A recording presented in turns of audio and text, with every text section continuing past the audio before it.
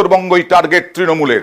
এই যে রাজ্যভাগ, এই রাজ্যভাগের প্রচার, বঙ্গভঙ্গের চক্রান্ত, কোট আনকোট বঙ্গভঙ্গের চক্রান্ত তুলে ধরা এবং বঞ্চনা, এই সমস্ত কিছু তুলে ধরা উত্তরবঙ্গের মানুষের কাছে তৃণমূলের একেবারে তৃণমূল স্তরের নেতাদের, জেলা ব্লক এই স্তরের নেতাদেরকে নির্দেশ যে মানুষের কাছে পৌঁছতে হবে বঙ্গভঙ্গের চক্রান্ত এবং বঞ্চনা নিয়ে। কি নির্দেশ, কথা বলবো প্রতিনিধি আবিরের সঙ্গে।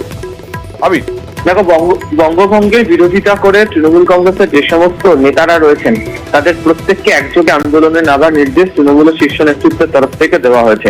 সূত্রের খবর, দুটো বিষয় নিয়ে অভিষেক বন্দ্যোপাধ্যায়ের নির্দেশে তারা আন্দোলনে নামছেন। তার মধ্যে হচ্ছে উত্তরবঙ্গে বিভিন্ন জায়গাতে ছোট ছোট সভা, মিছিল, একদম প্রত্যেকটা ব্লকে পৌঁছতে বলা হয়েছে এবং সমস্ত কটা ব্লকে গিয়ে এই বিষয় নিয়ে যে বিজেপি বাংলা ভাগ করতে চাইছে এবং কেন তৃণমূল কংগ্রেস তার বিরোধিতা করছে, আসলে এর মধ্যে কি লুকিয়ে রয়েছে এই বিষয় নিয়ে বোঝাতে হবে।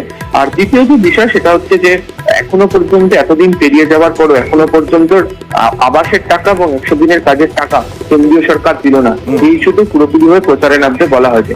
ইতিমধ্যেই কোচবিহার জেলাতে তৃণমূল কংগ্রেস সেখানে লোকসভা নির্বাচনে জেতার পর তৃণমূল কংগ্রেস ইতিমধ্যেই কোচবিহারে জোরদার প্রস্তুতি শুরু করেছিল। উত্তরের যে বাকি জেলাগুলো রয়েছে তাদের সমস্ত নেতৃত্বকে এই বিষয়ে রাস্তায় নেমে এখন থেকে আন্দোলন করার কথা নির্দেশ তৃণমূল শীর্ষ নেতৃত্বের তরফ থেকে দেওয়া হলো। বেশ।